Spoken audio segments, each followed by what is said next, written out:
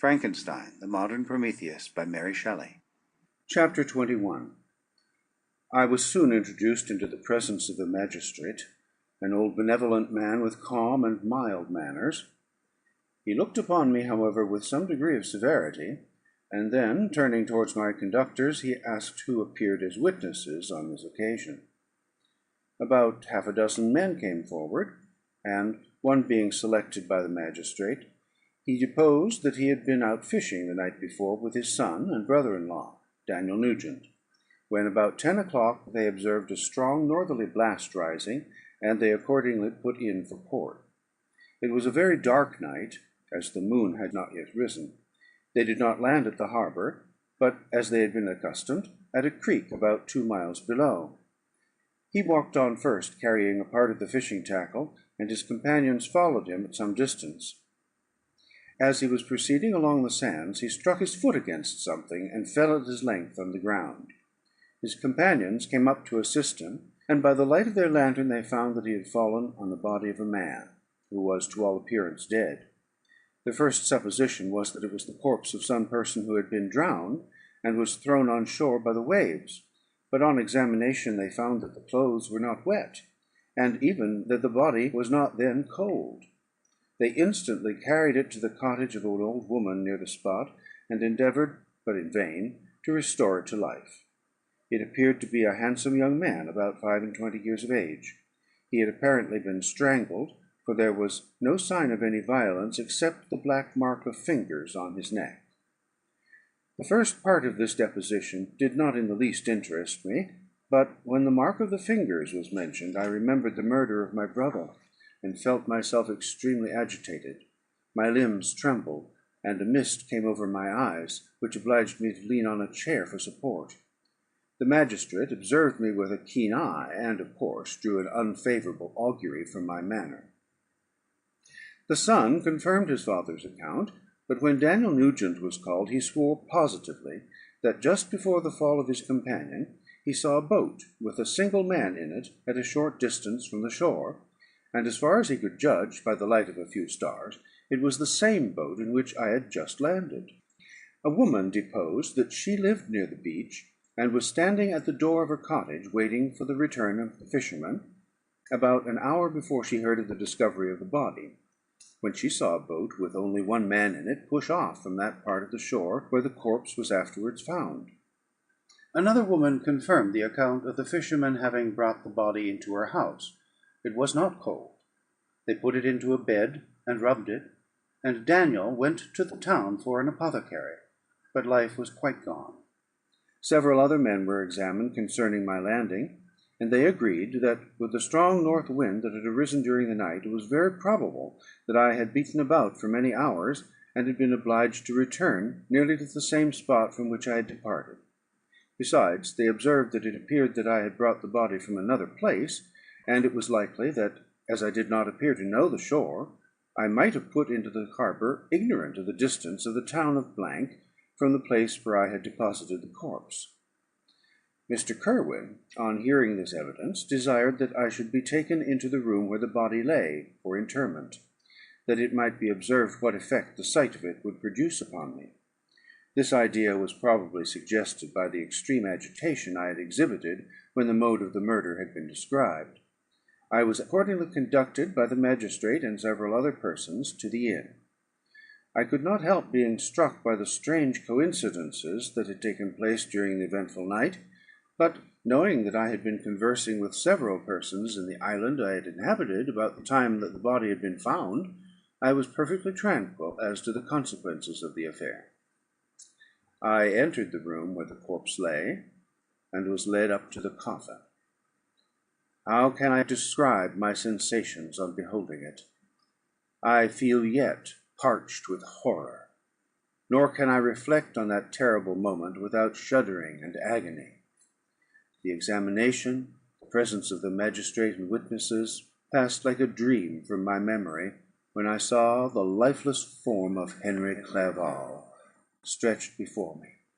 I gasped for breath, and throwing myself on the body, I exclaimed, "Have my murderous machinations deprived you also, my dearest Henry, of life?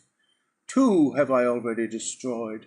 Other victims await their destiny, but you, Clerval, my friend, my benefactor." The human frame could no longer support the agonies that I endured, and I was carried out of the room in strong convulsions. A fever succeeded to this. I lay for 2 months on the point of death.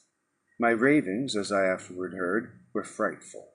I called myself the murderer of William, of Justine, and of Clerval. Sometimes I entreated my attendants to assist me in the destruction of the fiend by whom I was tormented, and at others I felt the fingers of the monster already grasping my neck, and screamed aloud with agony and terror. Fortunately, as I spoke my native language, Mr. Kirwin alone understood me, but my gestures and bitter cries were sufficient to affright the other witnesses. Why did I not die? More miserable than man ever was before, why did I not sink into forgetfulness and rest? Death snatches away many blooming children, the only hopes of their doting parents. How many brides and youthful lovers have been one day in the bloom of health and hope, and the next a prey for worms and the decay of the tomb? Of what materials was I made that I could thus resist so many shocks, which, like the turning of the wheel, continually renewed the torture? But I was doomed to live, and in 2 months found myself as awaking from a dream, in a prison, stretched on a wretched bed, surrounded by jailers, turnkeys, bolts, and all the miserable apparatus of a dungeon. It was morning, I remember, when I thus awoke to understanding. I had forgotten the particulars of what had happened, and only felt as if some great misfortune had suddenly overwhelmed me. But when I looked around and saw the barred windows and the squalidness of the room in which I was, all flashed across my memory, and I groaned bitterly. This sound disturbed an old woman who was sleeping in a chair beside me. She was a hired nurse, the wife of one of the turnkeys, and her countenance expressed all those bad qualities which often characterize that class. The lines of her face were hard and rude, like that of persons accustomed to see, without sympathizing in, sights of misery. Her tone expressed her entire indifference. She addressed me in English, and the voice struck me as one that I had heard during my sufferings. "Are you better now, sir?" said she. I replied in the same language, with a feeble voice, "I believe I am. But if it be all true, if indeed I did not dream, I am sorry that I am still alive to feel this misery and horror." "For that matter," replied the old woman, "if you mean about the gentleman you murdered, I believe that it were better for you if you were dead, for I fancy it will go hard with you. However, that's none of my business. I am sent to nurse you and get you well. I do my duty with a safe conscience. It were well if everybody did the same." I turned with loathing from the woman who could utter so unfeeling a speech to a person just saved on the very edge of death. But I felt languid and unable to reflect on all that had passed. The whole series of my life appeared to me as a dream. I sometimes doubted if indeed it were all true, for it never presented itself to my mind with the force of reality. As the images that floated before me became more distinct, I grew feverish. A darkness pressed around me. No one was near me who soothed me with the gentle voice of love. No dear hand supported me. The physician came and prescribed medicines, and the old woman prepared them for me, but utter carelessness was visible in the first, and the expression of brutality was strongly marked in the visage of the second. Who could be interested in the fate of a murderer but a hangman who would gain his fee? These were my first reflections, but I soon learned that Mr. Kirwin had shown me extreme kindness. He had caused the best room in the prison to be prepared for me. Wretched indeed was the best, and it was he who had provided a physician and a nurse. It is true, he seldom came to see me, for although he ardently desired to relieve the sufferings of every human creature, he did not wish to be present at the agonies and miserable ravings of a murderer. He came therefore sometimes to see that I was not neglected, but his visits were short and with long intervals. One day, when I was gradually recovering, I was seated in a chair, my eyes half open, and my cheeks livid like those in death. I was overcome by gloom and misery, and often reflected that I had better seek death than desire to remain in a world which to me was replete with wretchedness. At one time I considered whether I should not declare myself guilty, and suffer the penalty of the law, less innocent than poor Justine had been. Such were my thoughts when the door of my apartment was opened, and Mr. Kirwin entered. His countenance expressed sympathy and compassion. He drew a chair close to mine, and addressed me in French. "I fear that this place is very shocking to you. Can I do anything to make you more comfortable?" "I thank you, but all that you mention is nothing to me. On the whole earth there is no comfort which I am capable of receiving. I know that the sympathy of a stranger can be but of little relief to one borne down, as you are, by so strange a misfortune. But you will, I hope, soon quit this melancholy abode, for doubtless evidence can easily be brought to free you from the criminal charge." "That is my least concern. I am, by a course of strange events, become the most miserable of mortals. Persecuted and tortured as I am and have been, can death be any evil to me?" "Nothing, indeed, could be more unfortunate and agonizing than the strange chances that have lately occurred. You were thrown by some surprising accident on this shore, renowned for its hospitality, seized immediately, and charged with murder. The first sight that was presented to your eyes was the body of your friend, murdered in so unaccountable a manner, and placed, as it were, by some fiend across your path." As Mr. Kirwin said this, notwithstanding the agitation I endured on this retrospect of my sufferings, I also felt considerable surprise at the knowledge he seemed to possess concerning me. I suppose some astonishment was exhibited in my countenance, for Mr. Kirwin hastened to say, "Immediately upon your being taken ill, all the papers that were on your person were brought me, and I examined them that I might discover some trace by which I could send to your relations an account of your misfortune and illness. I found several letters, and among others one which I discovered from its commencement to be from your father. I instantly wrote to Geneva. Nearly 2 months have elapsed since the departure of my letter. But you are ill. Even now you tremble. You are unfit for agitation of any kind. This suspense is 1,000 times worse than the most horrible event. Tell me, what new scene of death has been enacted, and whose murder I am now to lament?" "Your family is perfectly well," said Mr. Kirwin with gentleness, "and someone, a friend, is come to visit you." I know not by what chain of thought the idea presented itself, but it instantly darted into my mind that the murderer had come to mock at my misery and taunt me with the death of Clerval, as a new incitement for me to comply with his hellish desires. I put my hand before my eyes, and cried out in agony, "Oh, take him away! I cannot see him. For God's sake, do not let him enter." Mr. Kirwin regarded me with a troubled countenance. He could not help regarding my exclamation as a presumption of my guilt, and said in rather a severe tone, "I should have thought, young man, that the presence of your father would have been welcome, instead of inspiring such violent repugnance." "My father?" cried I, while every feature and every muscle was relaxed from anguish to pleasure. "Is my father indeed come? How kind, how very kind! But where is he? Why does he not hasten to me?" My change of manner surprised and pleased the magistrate. Perhaps he thought that my former exclamation was a momentary return of delirium, and now he instantly resumed his former benevolence. He rose and quitted the room with my nurse, and in a moment my father entered it. Nothing at this moment could have given me greater pleasure than the arrival of my father. I stretched out my hand to him, and cried, "Are you then safe? And Elizabeth? And Ernest?"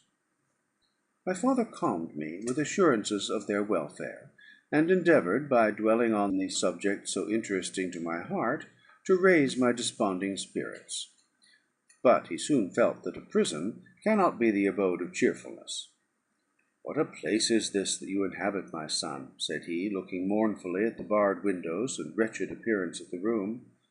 "You travelled to seek happiness, but a fatality seems to pursue you. And poor Clerval!" The name of my unfortunate and murdered friend was an agitation too great to be endured in my weak state. I shed tears. "Alas! Yes, my father," replied I, "some destiny of the most horrible kind hangs over me, and I must live to fulfil it, for surely I should have died on the coffin of Henry." We were not allowed to converse for any length of time, for the precarious state of my health rendered every precaution necessary that could ensure tranquillity. Mr. Kerwin came in, and insisted that my strength should not be exhausted by too much exertion. But the appearance of my father was to me like that of my good angel, and I gradually recovered my health. As my sickness quitted me, I was absorbed by a gloomy and black melancholy that nothing could dissipate. The image of Clerval was for ever before me, ghastly and murdered. More than once the agitation into which these reflections threw me made my friends dread a dangerous relapse. Alas! Why did they preserve so miserable and detested a life? It was surely that I might fulfil my destiny, which is now drawing to a close. Soon, oh, very soon, will death extinguish these throbbings, and relieve me from the mighty weight of anguish that bears me to the dust, and, in executing the award of justice, I shall also sink to rest. Then the appearance of death was distant, although the wish was ever present to my thoughts, and I often sat for hours motionless and speechless, wishing for some mighty revolution that might bury me and my destroyer in its ruins. The season of the assizes approached. I had already been 3 months in prison, and although I was still weak and in continual danger of a relapse, I was obliged to travel nearly 100 miles to the country town where the court was held. Mr. Kerwin charged himself with every care of collecting witnesses and arranging my defence. I was spared the disgrace of appearing publicly as a criminal, as the case was not brought before the court that decides in life and death. The grand jury rejected the bill, on its being proved that I was on the Orkney Islands at the hour the body of my friend was found, and a fortnight after my removal I was liberated from prison. My father was enraptured on finding me freed from the vexations of a criminal charge, and I was again allowed to breathe the fresh atmosphere, and permitted to return to my native country. I did not participate in these feelings, for to me the walls of a dungeon or a palace were alike hateful. The cup of life was poisoned for ever, and although the sun shone on me, as upon the happy and gay of heart, I saw around me nothing but a dense and frightful darkness, penetrated by no light but the glimmer of 2 eyes that glared upon me. Sometimes they were the expressive eyes of Henry, languishing in death, the dark orbs nearly covered by the lids, and the long black lashes that fringed them. Sometimes it was the watery, clouded eyes of the monster, as I first saw them in my chamber at Ingolstadt. My father tried to awaken in me the feelings of affection. He talked of Geneva, which I should soon visit, of Elizabeth and Ernest. But these words only drew deep groans from me. Sometimes, indeed, I felt a wish for happiness, and thought with melancholy delight of my beloved cousin, or longed with a devouring maladie du pays to see once more the blue lake and rapid Rhone that had been so dear to me in early childhood. But my general state of feeling was a torpor, in which a prison was as welcome a residence as the divinest scene in nature, and whose fits were seldom interrupted but by paroxysms of anguish and despair. At these moments I often endeavoured to put an end to the existence I loathed, and it required unceasing attendance and vigilance to restrain me from committing some dreadful act of violence. Yet one duty remained to me, the recollection of which finally triumphed over my selfish despair. It was necessary that I should return without delay to Geneva, there to watch over the lives of those I so fondly loved, and to lie in wait for the murderer, that if any chance led me to the place of his concealment, or if he dared again to blast me by his presence, I might, with unfailing aim, put an end to the existence of the monstrous image which I had endued with the mockery of a soul still more monstrous. My father still desired to delay our departure, fearful that I could not sustain the fatigues of a journey, for I was a shattered wreck, the shadow of a human being. My strength was gone, I was a mere skeleton, and fever night and day preyed upon my wasted frame.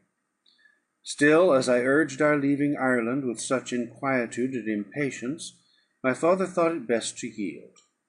We took our passage on board a vessel bound for Havre de Grace, and sailed with a fair wind from the Irish shores. It was midnight. I lay on the deck, looking at the stars and listening to the dashing of the waves. I hailed the darkness that shut Ireland from my sight, and my pulse beat with a feverish joy when I reflected that I should soon see Geneva. The past appeared to me in the light of a frightful dream. Yet the vessel in which I was, the wind that blew me from the detested shore of Ireland, and the sea which surrounded me, told me too forcibly that I was deceived by no vision, and that Clerval, my friend and dearest companion, had fallen a victim to me and the monster of my creation. I repassed in my memory my whole life, my quiet happiness while residing with my family in Geneva, the death of my mother, and my departure for Ingolstadt. I remembered, shuddering, the mad enthusiasm that hurried me on to the creation of my hideous enemy, and I called to mind the night in which he first lived. I was unable to pursue the train of thought. 1,000 feelings pressed upon me, and I wept bitterly. Ever since my recovery from the fever, I had been in the custom of taking every night a small quantity of laudanum, for it was by means of this drug only that I was enabled to gain the rest necessary for the preservation of life. Oppressed by the recollection of my various misfortunes, I now swallowed double my usual quantity, and soon slept profoundly.